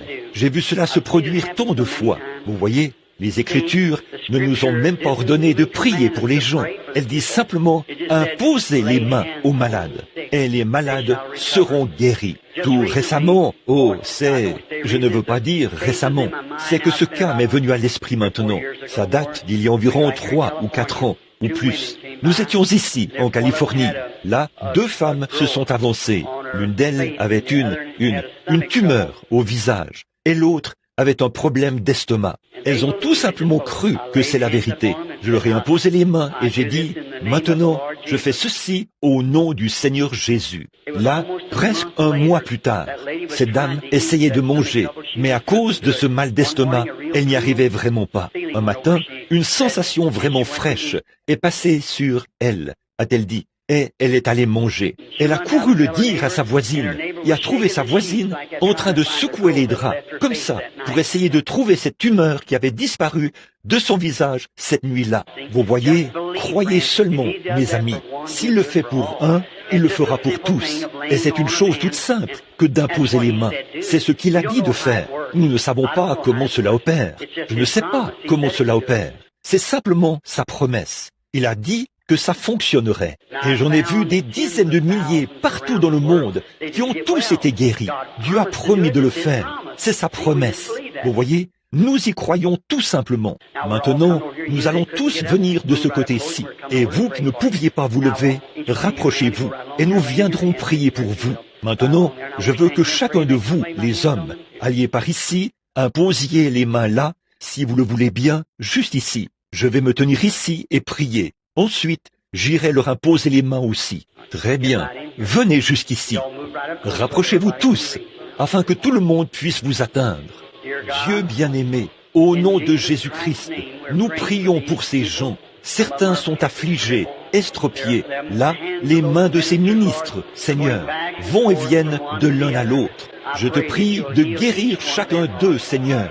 Que le Saint-Esprit vienne sur ces gens, sur chacun d'eux, Père. Puisse la grande puissance de Dieu les couvrir en cet instant et qu'ils rentrent chez eux rétablis. Sachant que Jésus a dit ceci, s'ils imposent les mains aux malades, les malades seront guéris. Tu l'as promis, ô Dieu bien-aimé. Nous le croyons. Nous le croyons parce que tu l'as dit et nous savons que c'est vrai. Aussi ces gens seront-ils guéris. C'est au nom du Seigneur Jésus-Christ que je les bénis tous. Amen.